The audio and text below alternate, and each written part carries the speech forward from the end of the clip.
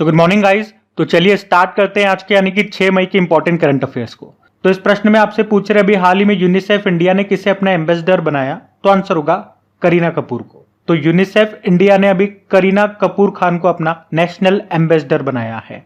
इसी तरह आपको याद होगा 2023 में यानी कि पिछले साल यूनिसेफ इंडिया ने आयुष्मान खुराना को बाल अधिकारों के लिए नेशनल एम्बेसडर बनाया था। अच्छा, वैसे अगर बात करें कि पूरे विश्व में अभी यूनिसेफ की गुडविल एम्बेसडर कौन है, तो आंसर होगा वेनेसा नकाटे।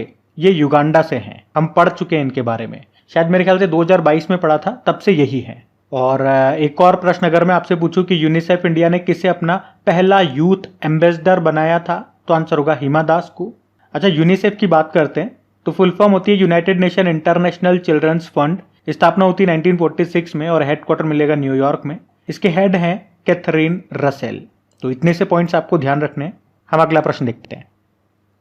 फिर आपसे पूछ रहे हाल ही में कॉरपोरेट सामाजिक उत्तरदायित्व में उत्कृष्ट योगदान के लिए किसे सम्मानित किया गया? तो आंसर होगा डॉक्टर बीना मोदी को।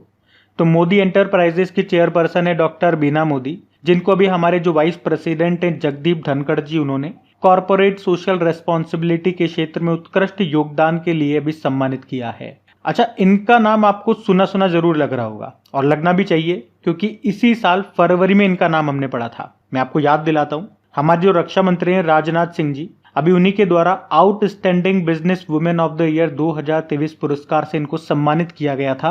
तब आपने इनका नाम सुना था और अब दूसरी बार इनका नाम सुन रहे हो, तो नाम ध्यान रखना इंपॉर्टेंट है, डॉक्टर बीना मोदी। और इसीलिए मैं आप लोगों को कहता हूं कि करंट अफेयर्स का रिवीजन करना बहुत इंपॉर्टेंट है, क्योंकि आगे तो आप बढ़ते जाओगे, डेली करंट अफेयर्स आप देख रहे हो तो आगे की न्यूज आपको पता चलती रहेंगी। लेकिन जो न्यूज पीछे निकल चुकी है, जो आप ऑलरेडी पढ़ चुके हो, उनको याद रखना भी तो इंपॉर्टेंट है। और वो कब याद रहेंगी? जब आप टाइम टू टाइम उनका रिवीजन करते रहोगे। जो पुराने स्टूडेंट्स हैं उनको नहीं बता रहा हूं, उनको ऑलरेडी पता है। जो नए स्टूडेंट्स हैं उनको बता रहा हूं। और रिवीजन करने के 2 तरीके हैं। क्या? या तो खुद से नोट्स बनाओ और डेली आपको 10 से 15 मिनट करंट अफेयर्स के लिए भी निकालने, रिवीजन के लिए। जिस तरह से मैथ्स, रीजनिंग, इंग्लिश, हिंदी सबके लिए निकालते हो, करंट अफेयर्स के लिए भी समय निकालना है, उनका भी रिवीजन करना होता है। अगर ये आप करते हो तब तो बहुत बढ़िया है। लेकिन अगर आप ऐसा नहीं कर पा रहे हो, रेगुलरिटी नहीं रख पा रहे हो, 1-2 दिन करते हो फिर नहीं कर पाते हो, तो फिर टेंशन वाली बात है, क्योंकि फिर जितना भी आप पढ़ रहे हो डेली करंट अफेयर्स, वो आप भूल जाओगे एग्जाम टाइम पे। तो आपके सहूलियत के लिए ही मैं आपके करंट अफेयर्स की रिवीजन वाली क्लास चलाता हूं। पूरे यूट्यूब में आपको इस तरह की रिवीजन वाली क्लास कहीं नहीं मिलेगी। जो डेली आपके करंट अफेयर्स का रिवीजन करा रहा है, वो क्लास अपने यहीं पे मिलेगी आपको। 10-12 मिनट की क्लास होती है, जिसमें सारे इंपॉर्टेंट क्वेश्चंस आपको मिलेंगे। 1 लाइनर में आपका रिवीजन करवाता हूं, कोई स्टैटिक पार्ट होता है तो वो भी कवर करवा देता हूं। और मैं डेली इसीलिए क्लास करवाता हूं, मैं चाहूं तो हफ्ते या महीने में एक बार लंबी क्लास ले लूं 3-4 घंटे की, फिर छोड़ दूं, लेकिन फिर उससे भी कोई बेनिफिट नहीं है। थोड़ा थोड़ा पढ़ते रहो, ताकि आप टच में रहोगे और रेगुलरिटी बनी रहेगी। रेगुलरिटी के लिए मैं डेली पढ़ा रहा हूं, और रेगुलर पढ़ेंगे तो फिर ज्यादा समय देने की जरूरत नहीं है, 10-12 मिनट में काम हो जाएगा। 24 घंटे में से 10-12 मिनट निकाल लो, बहुत है। तो अगर आप वो रिवीजन वाली क्लास अभी तक नहीं देखते थे तो आप देख सकते हैं। इस तरह का ब्लैक वाला थंबनेल मिलेगा, वो रिवीजन वाली क्लास होती है हमारी। और इन सभी क्वेश्चंस की आप प्रैक्टिस करें। इसका टेस्ट बना करके अपलोड करता हूं, वो फ्री ऑफ कॉस्ट होता है आप सभी के लिए। ये जो पैनल की पीडीएफ आपको मिलेगी बिल्कुल ऐसे की ऐसे रिटर्न फॉर्म में, जो भी एक्स्ट्रा चीजें हैं वो सब आपको मिलेगी बिल्कुल फ्री में क्रिक एग्जाम एप्लीकेशन में, जिसका लिंक नीचे डिस्क्रिप्शन बॉक्स में है। ग्रीन वाला लोगो है अपनी नई वाली एप्लीकेशन का, तो वो वाली ही आपको इंस्टॉल करनी है। अच्छा चलो, अब मैं आपको क्या करता हूं, 2024 के सारे इंपॉर्टेंट अवार्ड्स एक बार यहां पे रिवाइज करवा देता हूं। तो ये शीट जिन जिन ने पढ़ रखी वो मेरे साथ साथ बोलना, ताकि आपका रिवीजन हो जाए। जैसे कि अभी हमने पढ़ा था कि किस भारतीय को व्हीटली गोल्ड पुरस्कार 2024 से सम्मानित किया गया, तो आंसर होगा पूर्णिमा देवी बर्मन को। इस अवार्ड को याद रखना, ग्रीन ऑस्कर भी कहते हैं। और ये पूर्णिमा देवी बर्मन कहां से है? असम से है। और इसी से मिलता जुलता एक पुरस्कार है गोल्डमैन पर्यावरण पुरस्कार 2024, जिसको ग्रीन नोबेल कहा जाता है। यह आलोक शुक्ला को मिला था, जो छत्तीसगढ़ से हैं। इन दोनों में आप कंफ्यूज मत हो रहा, इसीलिए मैंने साथ में लिख दिया आपके। बाकी 2024 का लच्छू महाराज पुरस्कार मिला था पंडित राजेंद्र गंगा नाई को, 2024 की बात कर रहा हूं। कीस मानवतावादी पुरस्कार 2021 का मिला रतन टाटा जी को, जबकि 2023 के लिए मिला था बिल गेट्स को।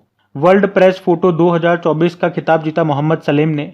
आर्यभट्ट पुरस्कार मिला पावुलेरी सुब्बा राव को। लता दीनानाथ मंगेशकर पुरस्कार 2024 मिला अमिताभ बच्चन को। एबेल पुरस्कार जिसे गणित का नोबेल पुरस्कार कहते हैं, ये मिशेल टेलाग्रेन को मिला।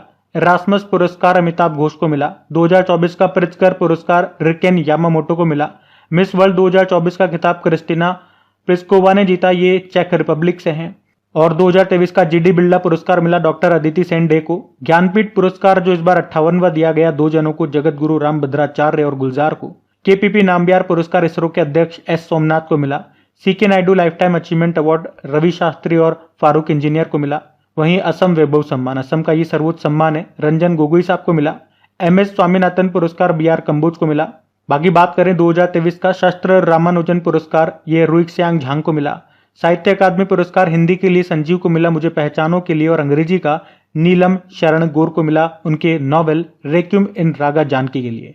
33वां व्यास सम्मान पुष्पा भारती को मिला यादें यादें और यादें के लिए, और 33वां सरस्वती सम्मान मिला प्रभा वर्मा को रुद्र सात्विकम के लिए।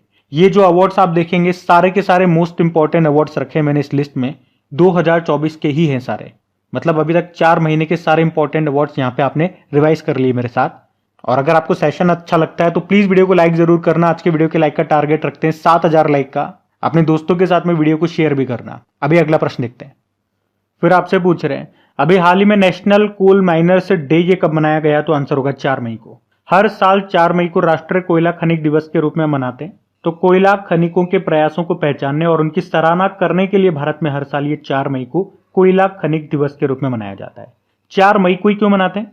तो भारत में पहली अंडरग्राउंड कोल माइन का उद्घाटन किया गया था रानीगंज पश्चिम बंगाल में 4 मई 1907 में, इसीलिए 4 मई को मनाते हैं। वैसे आपको बता दूं दुनिया की पहली कोल माइन ये स्कॉटलैंड में शुरू हुई थी 1575 में। अच्छा, 4 मई को एक और दिवस याद रखना, इंटरनेशनल फायर फाइटर्स डे, अंतरराष्ट्रीय अग्निशामक दिवस। तो मई में अभी तक कौन कौन से दिवस हमने मनाए? 1 मई को आपको पता है श्रमिक दिवस मनाया गया था। 2 मई को ट्यूना डे मनाया। 3 मई को वर्ल्ड प्रेस फ्रीडम डे। 3 मई को ही अंतरराष्ट्रीय तेंदुआ दिवस लेपर्ड डे भी मनाया था। और अभी 4 मई को ये कोयला खनिक दिवस मनाया और फायर फाइटर्स डे। तो ये अभी तक मई के डेज मना चुके हैं हम, इनको ध्यान में रखने वाला प्रश्न देखते हैं। फिर आपसे पूछ रहे भी कांस फिल्म फेस्टिवल में पहली बार किस कंपनी को मानद पाल्मे डी और पुरस्कार दिया जाएगा? तो आंसर होगा स्टूडियो गिबली को। तो अभी कांस फिल्म फेस्टिवल ने प्रसिद्ध जापानी स्टूडियो है स्टूडियो गिबली, इसको अपना सर्वोच्च सम्मान जिसे कहते हैं पाल्मे डी और ये देने का फैसला किया है। और ये इंपॉर्टेंट इसलिए हो जाता है क्योंकि पहली बार ऐसा होगा जब कांस ने अपना प्रतिष्ठित लाइफ टाइम अचीवमेंट अवार्ड जिसे ये कहते हैं मानद पाल्मे डी और इसे किसी कंपनी को देने का फैसला किया है। ये जापान की है स्टूडियो गिबली, क्योंकि अभी तक ये जो अवार्ड है ये किसी व्यक्ति को ही दिया जाता था, चाहे वो पुरुष हो चाहे महिला हो, लेकिन पहली बार किसी कंपनी को दिया जाएगा, तो इसीलिए प्रश्न इंपॉर्टेंट हो जाता है। वैसे इस साल ये अवार्ड 3 जनों को मिल रहा है, जिसमें से एक तो ये संस्था हो गई, कंपनी बोल दो संस्था बोल दो, स्टूडियो गिबली मैंने आपको बता दिया जापान का है। इसके अलावा 2 इंसानों को भी दिया जा रहा है। एक है मेरिल स्ट्रीप, ये अमेरिकन एक्ट्रेस हैं, और आपको इनके बारे में बता दूं कि इन्होंने 1989 में कांस फिल्म फेस्टिवल में ही बेस्ट एक्ट्रेस का अवार्ड भी जीता था। और अब जाकर के इनको यहाँ का जो सर्वोच्च सम्मान जिसे पाल्मे डी और कहते हैं वो अब इनको मिल रहा है। और एक और व्यक्ति हैं, इनके बारे में तो मैं पहले भी आपको बता चुका हूं, जॉर्ज लुकास इनका नाम है, ये अमेरिकन फिल्म मेकर है, तो इनको भी ये पुरस्कार मिल रहा है। तो मैंने कहा ना 3 जनों को मिल रहा है, जिसमें से 2 व्यक्ति हैं और एक कंपनी है, तो ये आप ध्यान में रखना। कांस फिल्म फेस्टिवल अभी 2024 में इसका कौन सा संस्करण है? 77 नंबर का एडिशन है। कहाँ पे होता है ये? हर साल फ्रांस में होता है। बाकी जब इनका आयोजन होगा, अभी तो अनाउंसमेंट हुई है, तो आयोजन होगा तो और भी कुछ अवार्ड्स निकल के आएंगे, बेस्ट फिल्म वगैरह, बेस्ट एक्ट्रेस वगैरह, तब मैं आपको और एक बार ये रिवाइज करवा दूंगा, है ना। तो अभी अगला प्रश्न देखते हैं। फिर आपसे पूछ रहे हैं अभी हाल ही में उज्जीवन स्मॉल फाइनेंस बैंक के एमडीसीयू के रूप में किसे नियुक्त किया गया? तो आंसर होगा संजीव नौटियाल को। तो अभी आरबीआई ने संजीव नौटियाल को उज्जीवन स्मॉल फाइनेंस बैंक के एमडीसीयू के रूप में नियुक्त किया है। 3 सालों के लिए इनको अपॉइंट किया गया है। किनका स्थान लेंगे ये? इत्तिरा डेविस का स्थान लेंगे। उज्जीवन स्मॉल फाइनेंस बैंक, इसने बैंक के रूप में 2017 में काम करना शुरू किया था। इसका मुख्यालय आपको मिलेगा बंगलुरु में।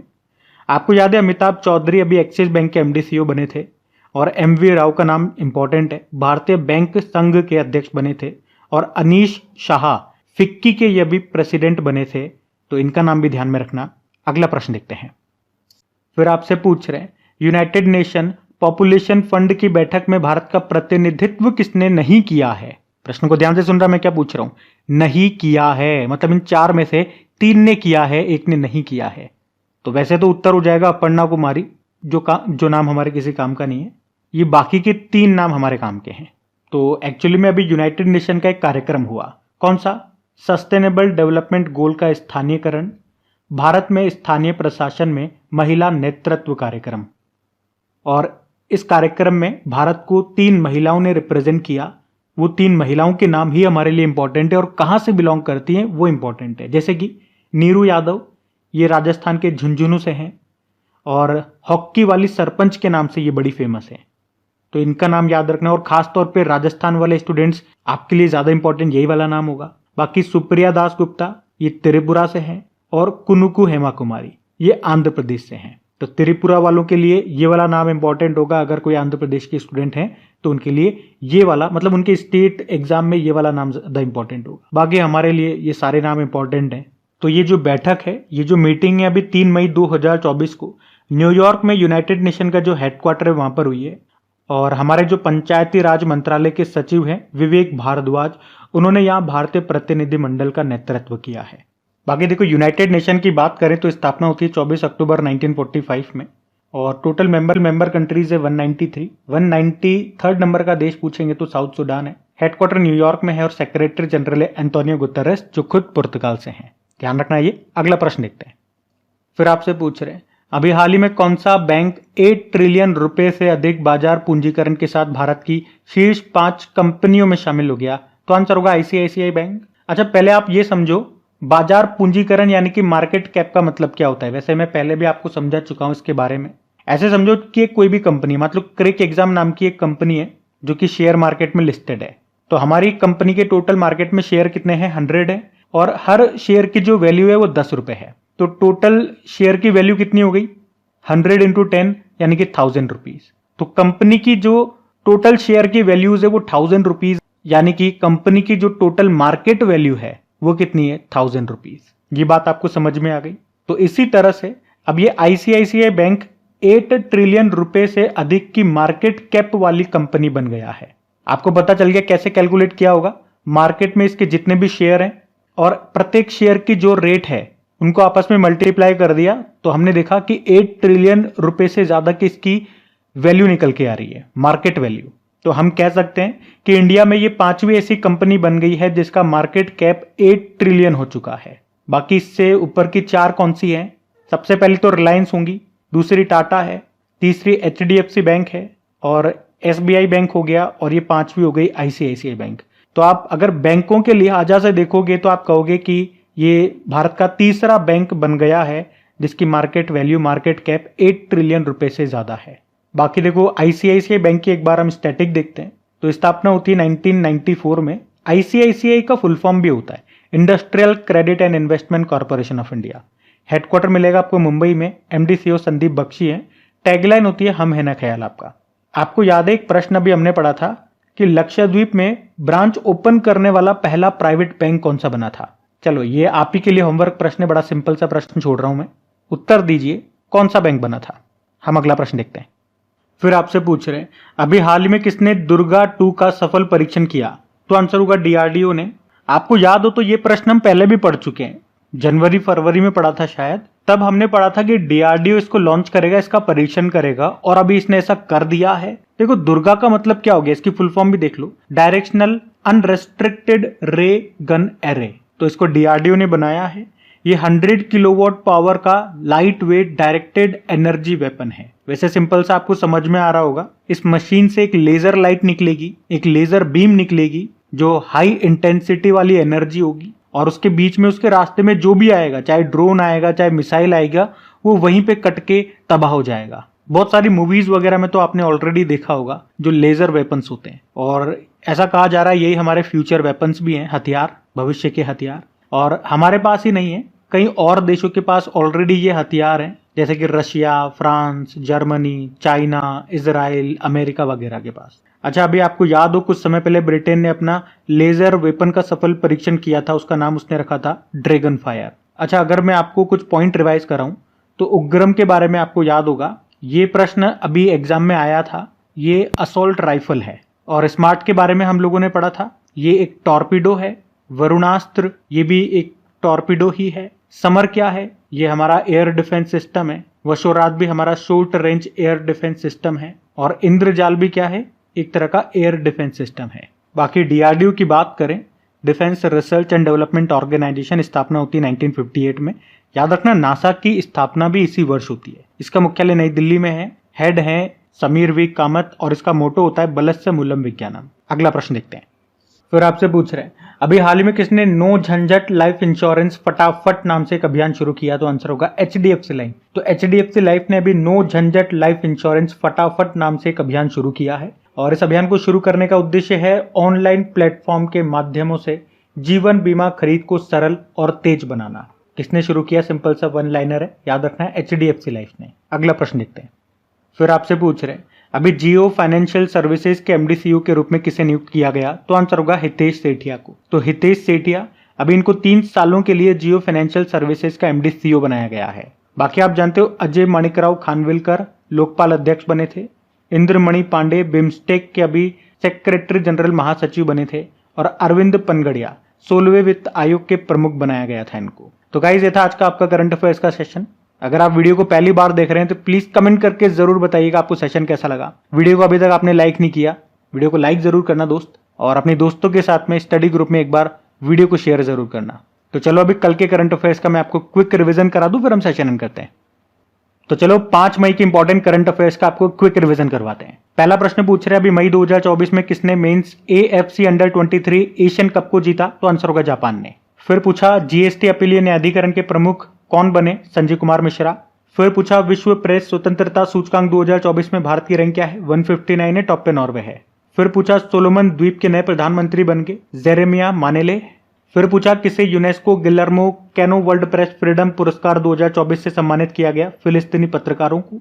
फिर पूछा अंतरराष्ट्रीय तेंदुआ दिवस मनाया 3 मई को। फिर पूछा भारतीय सेना और पुनीत बालन समूह ने कहां पर पहले संविधान पार्क का उद्घाटन किया? पुणे में। फिर पूछा आईसीसी पुरुष T20 वर्ल्ड कप 2024 का आधिकारिक एंथम क्या है? Out of this world. फिर पूछा #प्ले ट्रू अभियान किसने शुरू किया? नाडा ने। और आखिरी प्रश्न पूछा किसे राष्ट्रीय जूट बोर्ड के सचिव के रूप में नियुक्त किया? शशि भूषण सिंह को। तो चलो अभी कल का होमवर्क प्रश्न भी देखते हैं और सेशन एंड करते हैं। तो कल के वीडियो में आपसे पूछा था अभी 2024 के लिए कुल कितने पद्म पुरस्कार दिए जाने की घोषणा की गई थी? तो आंसर होगा